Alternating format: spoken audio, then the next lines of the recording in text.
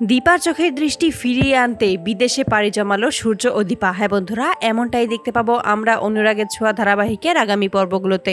দীপা রূপাকে একবার দেখতে চায়। রূপা যখন দীপার কাছে আসে তখনই দীপা চোখ খুলে তাকায়, কিন্তু কাউকেই দেখতে পায় না, সবকিছুই অন্ধকার। দীপা তখন সবাইকে বলে লাইট জ্বালাতে, কিন্তু সূর্য বলে যে লাইট তো জ্বলেই আছে। দীপা তখন বলে তাহলে আমি কেন কিছু দেখতে পাচ্ছি না, সমস্ত কিছু অন্ধকার। তারপরেই দীপার চেক আপ করানো হয়।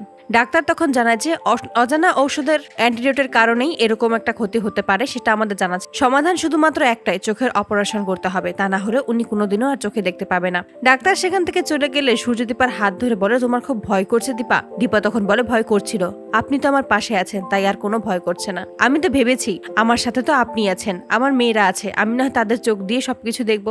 ডাক্তার বাড়ির সবাইকে জানায় যে দীপা চোখে দেখতে পাচ্ছে না, শুধুমাত্র অপারেশনের মাধ্যমেই দীপার চোখ ঠিক করা সম্ভব। তবে তার আগে ওনাকে মনের জোর হারাতে দিলে চলবে না। আপনাদের সবাইকেই ওনার সাথে খুব ভালোভাবে ব্যবহার করতে হবে, ওনার খেয়াল রাখতে হবে, তাহলেই উনি দ্রুত নিজের মনের জোর ফিরে পাবেন আর সুস্থ হয়ে যাবেন। সবাই তখন বলতে থাকে যে দীপা তাদের জন্য অনেক কিছু করেছে, এবার তাদের পালা, এবার তারা সবাই মিলে দীপার খেয়াল রাখবে, সুস্থ করে তুলবে দীপাকে। রূপা তখন বলে ওঠে মার জীবনে কখনোই সুখ স্থায়ী হয়নি, আজকেও সেটাই হলো। তখন সবাই রূপাকে বোঝায় যে দীপা ঠিক সুস্থ হয়ে যাবে। দীপা সকলের সামনে এলে সকলে নিজের মনের কষ্ট চেপে রেখেই দীপার সাথে খুব ভালোভাবেই কথা বলে, দীপাকে মনের জোর ফিরিয়ে পেতে সাহায্য করে। অপরদিকে বাড়িতে ফিরে আসে সবাই, সুন্দর করে বাড়িটাকে সাজিয়ে তোলে, দীপার পছন্দ মতো সবকিছুই করে। রূপা ও উর্মি মিলে দীপার পছন্দের খাবার রান্না করে। ঠিক সেই মুহূর্তে সূর্য দীপাকে নিয়ে সেনগুপ্ত বাড়িতে হাজির হয়। দীপা কারো সাহায্য ছাড়াই একা একা সমস্ত বাড়িটা ঘুরে ঘুরে দেখতে থাকে। এতে করে সবাই অবাক হয়ে যায়।